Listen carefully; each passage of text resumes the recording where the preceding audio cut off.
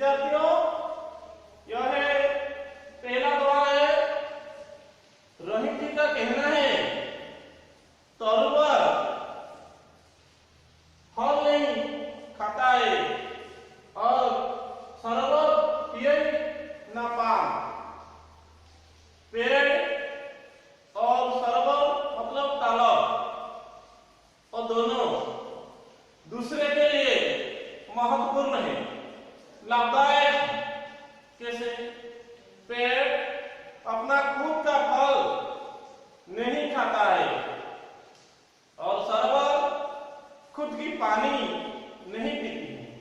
मतलब एक भोगी इंसान के लिए पेड़ फल उस तरह की खुद कर देते हैं और तालाब एक तृषित इंसान का प्यास मिटाती है। कुल सरोवर मतलब एक होता है सरोवर, सरोवर मतलब पेड़, और एक होता है सरोवर मतलब तालाब। वो दोनों दूसरे के लिए लाभदायक है, हितदायक है।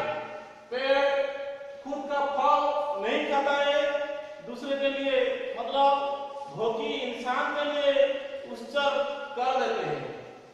सरोवर मतलब तालाब खुद का पानी नहीं पीता है, एक तृषित प्यास इंसान को पानी या जल दान कर देती है।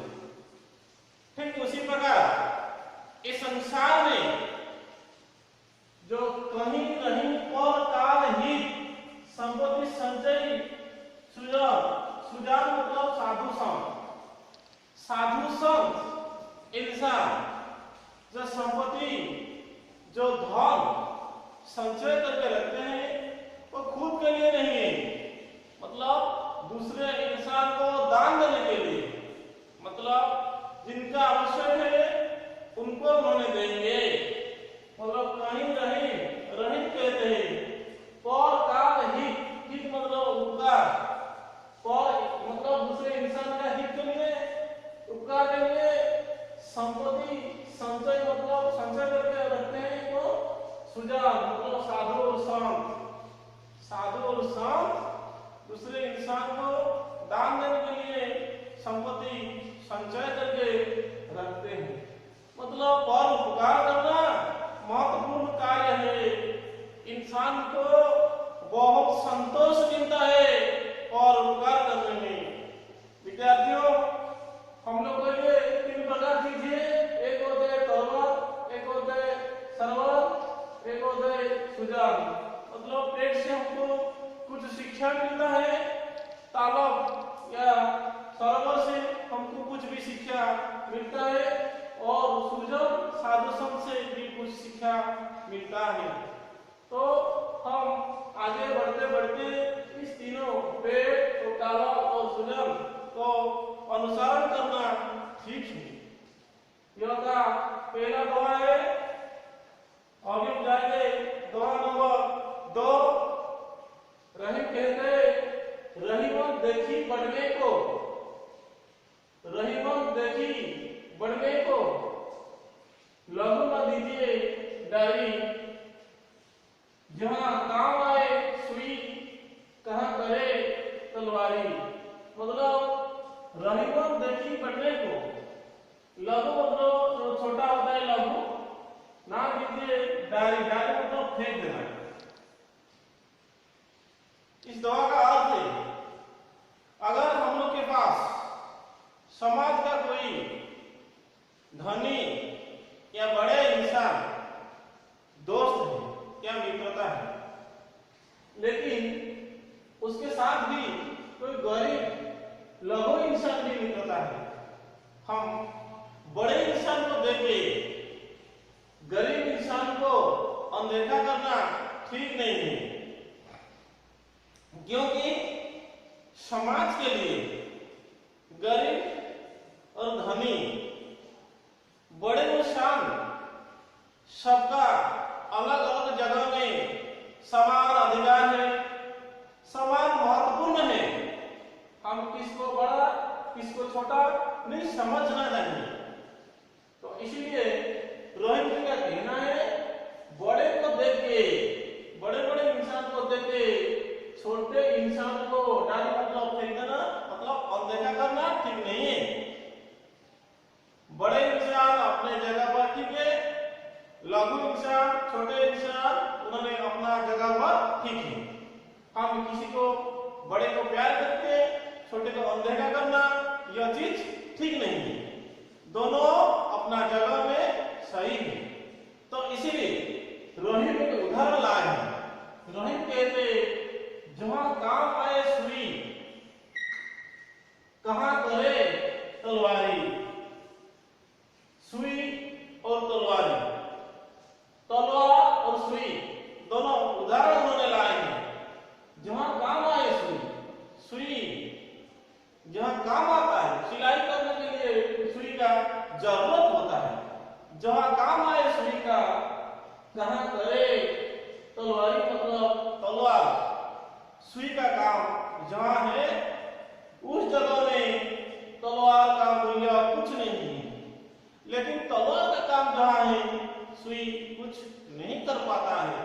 तो इसलिए हम तलवार को देख के सुई को अनदेखा करना या सुई को फेंक देना ठीक नहीं, क्योंकि सुई और तलवार वो दोनों अपने जगह में ठीक है, समान अधिकार है, समान मूल्य है।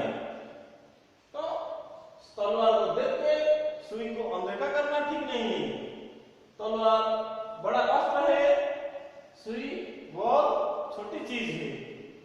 तो यह था मतलब बड़े और छोटे को देख के हम लोग का मन में कोई भाव नहीं आना चाहिए। मतलब इस दोहा से हमको शिक्षा मिल रहा है। हम किसी को मतलब बड़े हो या छोटे हो, बड़े को देख के छोटे को अनदेखा करना ठीक नहीं है। हर चीज अपने जगह में सही है।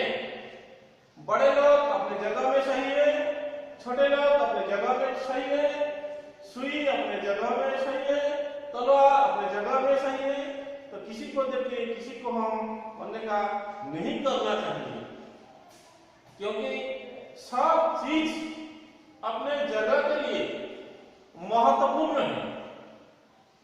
तो सुई का काम तलवार नहीं कर पाएगा और लघु इंसान का काम बड़े इंसान नहीं कर पाएगा। तो समाज के लिए दोनों इंसान बराबर है और सुई और तलवार दोनों अपने जगह में सही है। अभी हम जाएंगे दोहा नंबर 3। दोहा नंबर 3 में रोहित कहते हैं रोहिमन पर उपकार के करत न यारी बीच, यारी मतलब दोस्ती। इस दोहा का अर्थ है रोहित कहते पर उपकार कोई दोस्त या मित्रता देख के करना ठीक नहीं है। रोहिमन पर उपकार के करत न यारी बीच, दोस्त या मित्रता के बीच देख के उपकार करना ठीक नहीं है, क्योंकि इस संसार में हम मानव शरीर धारण करके पैदा हुआ है दूसरे को भलाई के लिए, उपकार के लिए। तो ऐसा नहीं करना ठीक है कि जो मेरा दोस्त है, जो मेरा मित्रता है, उनके बगल में हम उपकार करना ठीक नहीं है। जिसको उपकार जरूरत है, जिनको जो मदद चाहता है, तुरंत जाके उनके पास पहुंचकर मदद करना ठीक है। तो मदद करने का पहले अर्थात उपकार करने का पहले हम ऐसा नहीं सोचना चाहिए उन्होंने मेरा क्या होगा, मेरा दोस्त है या मेरा मित्रता है। यह सब जानकारी लेना या पूछना जरूरत नहीं है। कैसे रहीम जी ने 2 उदाहरण लाए हैं, 2 उदाहरण के बारे में अभी चर्चा करेंगे।